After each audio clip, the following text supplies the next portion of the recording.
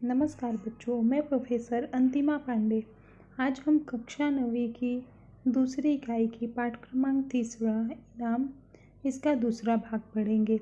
पहले भाग में हमने यह देखा कि जब लेखक के घर पर रेफ्रिजरेटर इनाम के रूप में आता है तो उनके यहाँ किस तरह से भीड़ होती है और उसे देखने के लिए रिश्तेदार, पड़ोसी किस तरह से बहुत भीड़ मचाते हैं।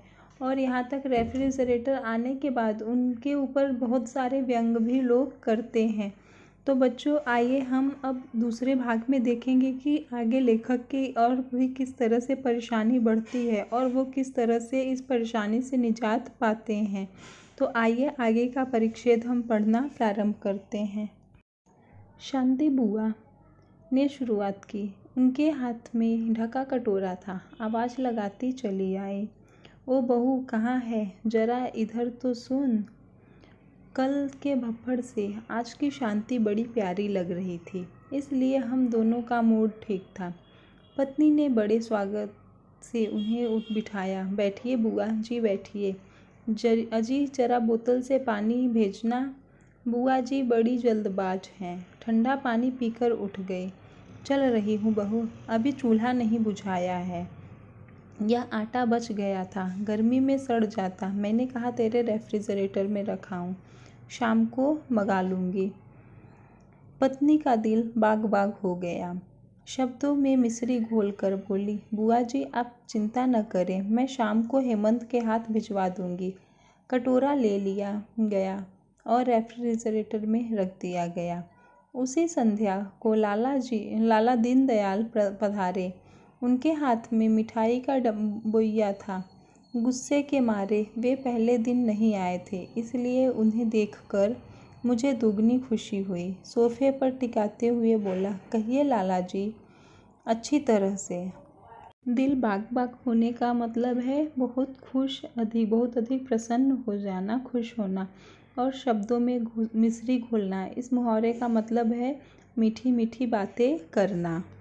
जिस दिन लेखक के यहाँ रेफ्रिजरेटर आया था उस दिन तो बहुत ही अधिक भीड़ भाड़ थी, तो इसके लिए सब एकदम परेशान हो गए थे। लेकिन आगे उन्हें क्या होने वाली थी परेशानी, उसका उन्हें अंदेशा नहीं था, उसका आभास नहीं था।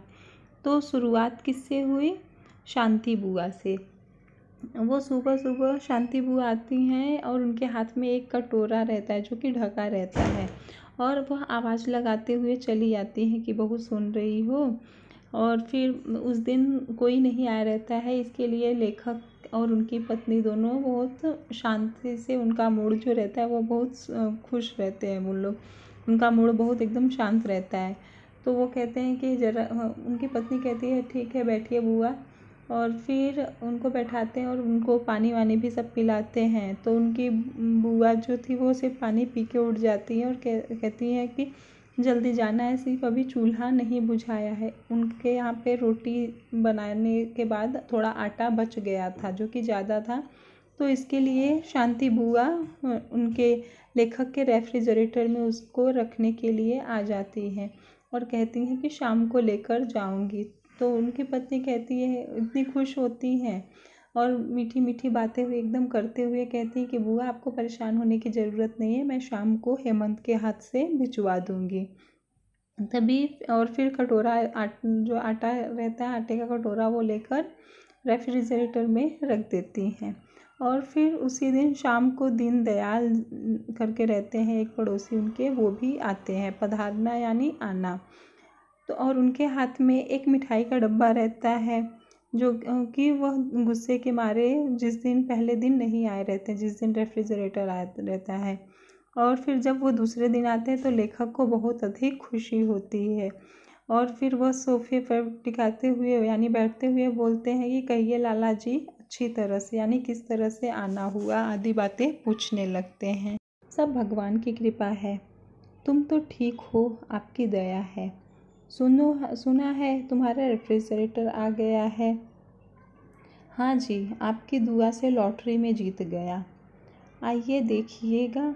वे बैठे रहें, देखकर क्या करूँगा, विदेश की नकल करी होगी। मैं चुप रहा। पत्नी के कानों में बच्चों ने भनक डाल दी कि बगल वाला ताऊ जी आए हैं। आम की आइसक्रीम तस्तरियों में लगाकर चली आई। लाला जी लीजिए, सवेरे जमाई है। नहीं बेटी, मुझसे नहीं खाई जाएगी। मैंने भी जोर दिया। लीजिए लाला जी, थोड़ी तो लीजिए।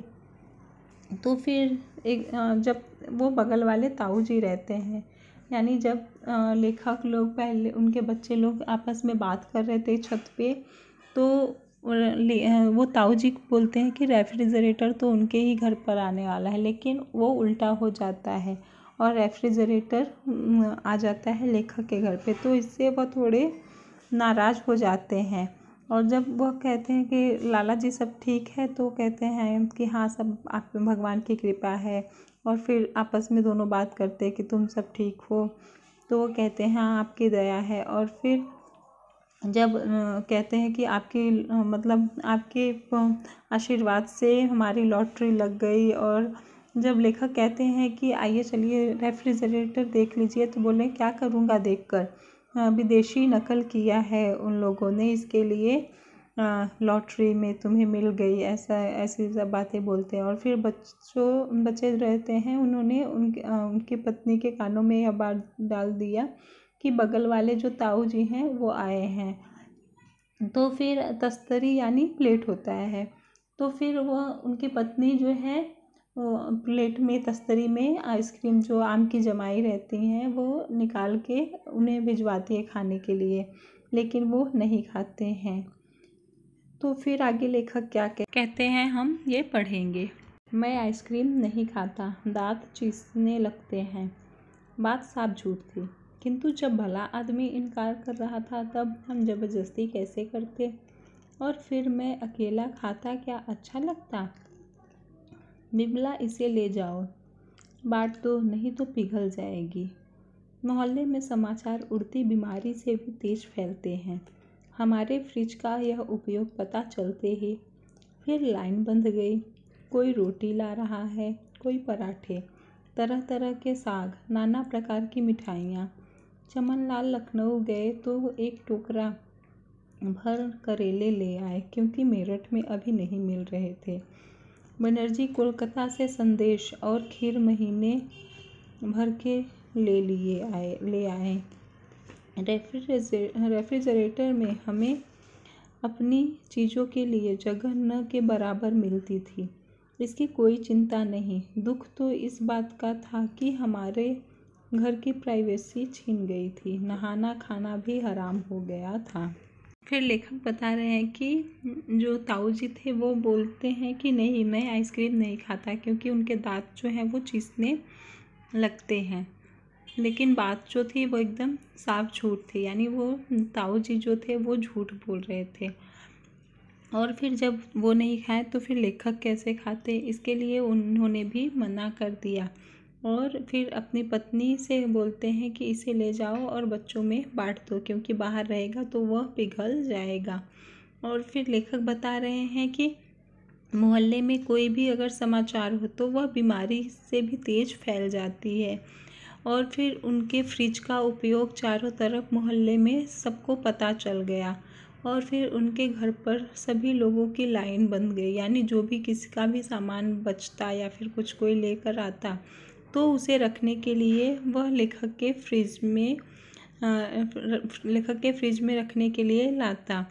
अब लेखक के यहाँ पर सबके हमेशा कोई न कोई किसी न किसी का आना जाना लगा रहता था। कोई रोटी लाता तो कोई पराठा, कोई साग तो कोई मिठाइयाँ, इसी तरह से कोई सब्जी लेकर आता। कोई मतलब एक चमनलाल थे, वो लखनऊ से करेले बहुत सारे लेकर आए थे, क्योंकि उनको अभी मेरठ में नहीं मिल रहा था।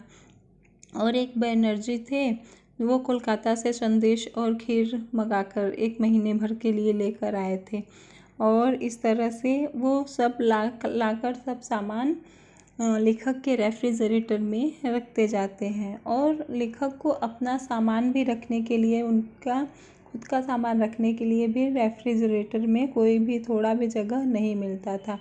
तो उन्हें कोई इस बात की कोई चिंता नहीं थी कि रेफ्रिजरेटर में उनका सामान रखने की जगह नहीं है, लेकिन उन्हें दुख इस बात का था कि अब उनके घर की जो प्राइवेसी थी वो छिन गई थी। उनका नहाना खाना भी हराम हो गया था, यानी वो अपन चैन से सुकून के साथ अपना एक भी काम नहीं कर सकते। यानी जब भी वो कुछ करते रहते, खाते रहते, नहाते रहते, तभी न कोई हमेशा दिन भर उनके घर में सबका आना जाना लगा रहता था।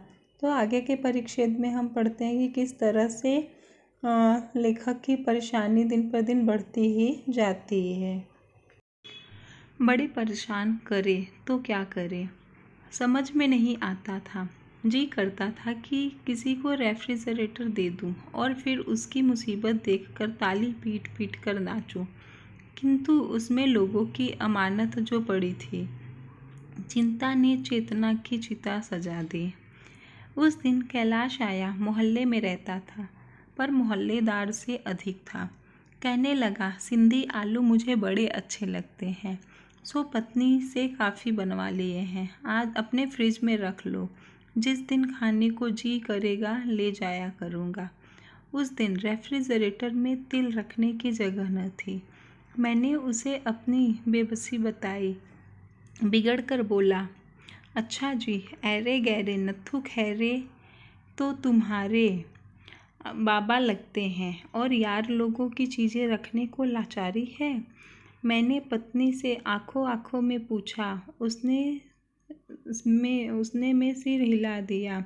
वह भाप रहा था। अच्छा, मुझे दिखाओ, मैं जगह कर लूँगा।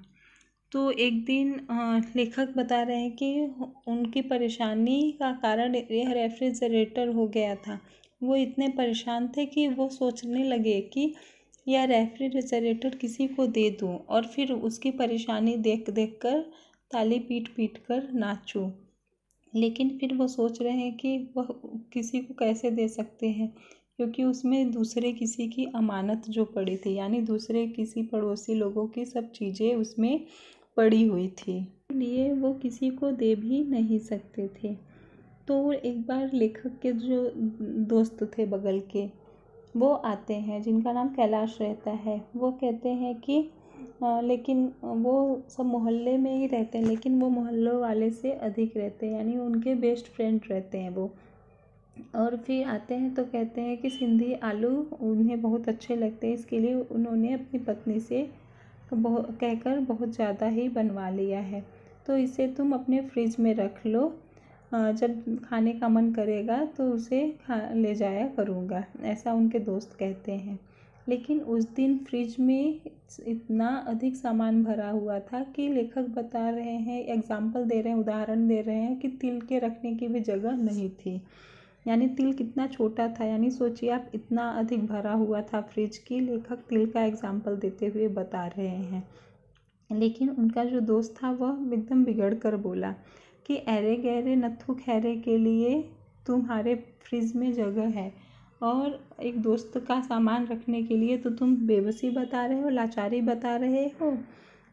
तो फिर लेखक अपनी पत्नी से ही आंखों आंखों में इशारा करके पूछते हैं कि क्या हो सकता है ऐसा। लेकिन वह उनकी पत्नी ने सिर हिला दिया, और वह जो उनके दोस्त थे वो भी भाप रहे थे, यानी वो भी अंदाज़ा लगा रहे थे कि सच में ऐसा नहीं है, जगह नहीं है। और फिर वो कहते हैं, अच्छा ठीक है, मुझे दिखाओ, मैं जगह कर लूँगा।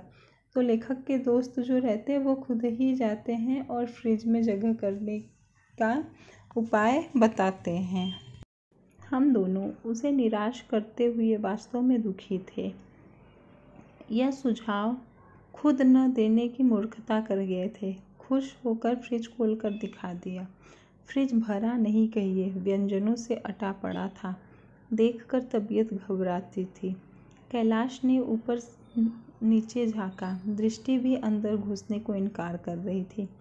सहसा उसने एक कांच का कटोरा निकाला और विमला से पूछा, भाभी जी, ये सिल्वर क्रीम किसकी है? अपनी है। तो फिर इन्हें रखने का क्या फ़ायदा? ऐसी चीज़ तो पेट में पहुंचनी चाहिए, कहकर उसने दो मुंह में रख ली।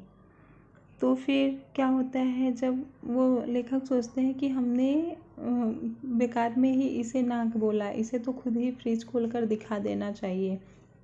तो वो फ्रिज खोल देते हैं तो फ्रिज में इतने सारे मतलब बहुत सारे खाने के व्यंजन रहते हैं। तो फिर वो तो पूरा भरा हुआ रहता है। तो कैलाश जो उनका दोस्त रहता है वो ऊपर से नीचे देखता है, कहीं पे भी उसकी दृष्टि भी अंदर घुसने को इनकार कर रही थी, यानी इतना भरा था कि नज़र भी अंदर नहीं जा रही थी। और फिर वह जगह करने की कोशिश करता है तो एक कांच के कटोरे में सिल्वर क्रीम मीठा जो मिठाई होता है वह रखा रहता है। वह उठाता है और पूछता है कि यह किसकी है। तो उनकी पत्नी बिमला जो रहती है लेखक की, वो बोलती है कि अपनी है। तो बोलते हैं कि तो इसे रखने का क्या फ़ायदा है, इसे खाना चाहिए और इसे ये तो पेट में पहुंचना चाहिए। इतना बोलकर वह उसे एक मुंह में रख लेते हैं। बाकी दो बची थी। हेमंत अमिता स्कूल गए थे और उसे जगह करनी थी, इसलिए उन्हें हमने उद्रस्त किया। तो जो बाकी दो बची हुई थी, लेखक बता रहे हैं कि उदरस्त का मतलब होता है पेट में डालना, यानी हजम करना, खा लेना। तो बाकी दो जो मिठाई बची हुई थी और उनके बच्चे जो थे वो स्कूल गए थे, हेमंत और अमिता, इसके लिए उसे एक लेखक खा लेते हैं और एक उनकी पत्नी खा लेते हैं। 2-3 दिन में फ्रिज खाली हो गया, उसमें केवल हमारी चीज़ें थी। शांति बुआ अपना पनीर मटर लेने आई। क्या करे बुआ जी, उसमें मच्छर गिर गए थे इसलिए फेंक दिया। रामानुज ने मिठाई मांगी तो काफ़ी माफ़ी मांगने लगा। चाचा जी बड़ा शर्मिंदा हूँ, कल 3-4 मित्र आ गए थे, बाजार जाने का मौका न मिला, आपकी मिठाई से काम चला लिया। फिर मैं आप में और अपने में कोई भेद नहीं मानता। ये शब्द उन्हीं के थे जब वे मिठाई रखने आए थे। साग लेने चक्रवर्ती आए तो लाचारी दिखाई। भाई तुम्हें तो पता है कल कैसी धुआंधार बारिश थी। पत्नी बोली, जब घर में साग रखा है तब भीगने से क्या फ़ायदा। जैसा उन्होंने खाया वैसा हमने। लेखक बता रहे हैं कि 2-3 दिन के बाद फ्रिज जो है एकदम खाली हो गई, सिर्फ उसमें उनके घर की सामान पड़ी हुई थी। वो बता रहे हैं कि जब शांति बुआ मटर पनीर लेने आई, पनीर और मटर लेने आई थी, तो उन्होंने बताया कि उसमें मच्छर गिर गए थे इसके लिए फेंक दिया। और एक रामानुज थे, वो मिठाई मांगने आए तो वो बोले कि कल 3-4 मित्र आए थे और फिर बाज़ार जाने का समय ही नहीं मिला, इसके लिए उनका ही मिठाई जो रखा हुआ था उसी से काम चला लिया। और एक साग लेने के लिए चक्रवर्ती करके एक लोग थे, वो आए तो फिर उन्हें भी लाचारी दिखाते हुए बोले कि कल कितनी तेज़ बारिश हो रही थी, इसके लिए पत्नी बोली कि जब घर में ही साग सब्जी रखा हुआ है तो फिर भीगने का क्या मतलब। जैसा उन्होंने खाया वैसा हमने भी खाया। ऐसा इस तरह से जब लेखक कहने लगते हैं तो फिर सब जो पड़ोसी जो अगल बगल के सब सामान रखते हैं वो परेशान हो जाते हैं। फिर आगे किस तरह से पड़ोसी से लेखक अपना पीछा छुड़ाते हैं, हम ये अंतिम परिच्छेद में पढ़ेंगे। रमा पराठे को पूछ रही थी। विमला ने उत्तर दिया, सवेरे ही सवेरे एक साधु आ गए। बहड़े पहुँचे हुए साधु थे। खाली हाथ कैसे जाने देती, घर में कुछ तैयार नहीं था, तुम्हारे पराठे दे दिए। रमा ने शंका उपस्थित की, किंतु तुम तो साधु संतों में विश्वास नहीं करती। विमला ने बात बनाई, वह फिर सारे मोहल्ले को तंग करता। मैंने पराठे तुम्हारी ओर से उसे दिए हैं, तुम्हारे घर का पता बता दिया है। झूठ समझो या सच, कल परसों जब तुम्हारे घर आकर आज के पराठे के लिए आशीष देगा और भोजन मांगेगा तब तुम्हें मानना पड़ेगा। तो फिर एक रमा करके थी, उन्होंने पराठे रखे हुए थे घर उनके फ्रिज में, और फिर जब वह सवेरे सवेरे मांगने आती है तो वो कहते हैं, उनकी पत्नी विमला कहती है कि सवेरे सवेरे ही एक साधु महात्मा आ गए थे और फिर घर में कुछ तैयार नहीं था, तो इसके लिए मैंने तुम्हारे पराठे जो थे वो दे दिए। तो फिर रमा जो है उसको कुछ शक होता है कि यह किस तरह से ऐसे बोल रही है। तो वो कहते हैं कि लेकिन तुम तो साधु महात्मा के ऊपर विश्वास नहीं करती हो, तो फिर तुमने ऐसा कैसे किया। तो विमला जो थी लेखक की पत्नी, वो बात को संभालते हुए कहती है कि अगर मैं इस तरह से नहीं करती तो फिर वो सारे मोहल्ले वालों को परेशान करता। और फिर कह रहे हैं कि कहती है कि अगर तुम्हें विश्वास नहीं हो तो कल परसों अगर वो महात्मा आएंगे और तुम्हें फिर आज के पराठे के बदले तुम्हें आशीर्वाद देंगे, आशीष यानी आशीर्वाद देना, तो तुम फिर मेरी बात मानोगी और भोजन मांगेगे, तब तुम्हें फिर मेरी बात पर यकीन करना पड़ेगा। इस तरह से लेखक की पत्नी उन्हें समझाती है। तो फिर लेखक कहते हैं, मैंने कहा ना, मोहल्ले में समाचार उड़ती बीमारी की भांति फैलते हैं। अब मेरे घर के पास कोई भी नहीं फटकता। तो लेखक बता रहे हैं कि जब उन्होंने इस तरह से काम करना शुरू किया, यानी जो भी कोई सामान रखता वो उसके सामान को संभालने के बजाय उसे ख़त्म कर देते थे, तो फिर लेखक बता रहे हैं कि मोहल्ले में जो है कोई भी समाचार यानी कोई भी न्यूज़ जो है वो बीमारी की तरह फैलती है। यानी चारों तरफ यह समाचार फैल गया कि अगर कोई भी लेखक के रेफ्रिजरेटर में, उनके फ्रिज में कोई भी सामान रखेगा तो वो उसे दोबारा नहीं मिलेगा। इसलिए लोग अपने सामान की जिम्मेदारी खुद ही लेने लगे और लेखक के रेफ्रिजरेटर में रखना बंद कर दिए। तो इस तरह से लेखक ने अपना और अपनी पत्नी का जी छुड़ाया कि किस तरह से पड़ोसी लोग उनके रेफ्रिजरेटर का और उनकी प्राइवेसी सब कुछ समाप्त कर दिए थे और उनके घर पे दिन भर लोगों का आना जाना लगा रहता है। तो किस तरह से लेखक ने इस तरह का उपाय अपनाया और इन सब समस्या से छुटकारा पाया। तो बच्चों, यह जो इनाम या पाठ है वो समाप्त हुआ। इस पाठ के माध्यम से लेखक हमें यह बताते हैं कि समाज की जो विभिन्न विसंगतियां हैं उनके साथ हमें किस तरह से समझौता करना चाहिए और उससे निजात पाने के लिए हमें किस तरह का किन बातों का सहारा लेना चाहिए। और यह इनके माध्यम से इन्होंने हास्य व्यंग के माध्यम से इन्हें करारा जवाब दिया है समाज के ऊपर। तो बच्चों, यह जो है अब यह पाठ इनाम समाप्त हुआ। अब हम अगले वीडियो में मिलेंगे। तब तक के लिए धन्यवाद बच्चों। स्वस्थ रहे, अपना ध्यान रखें।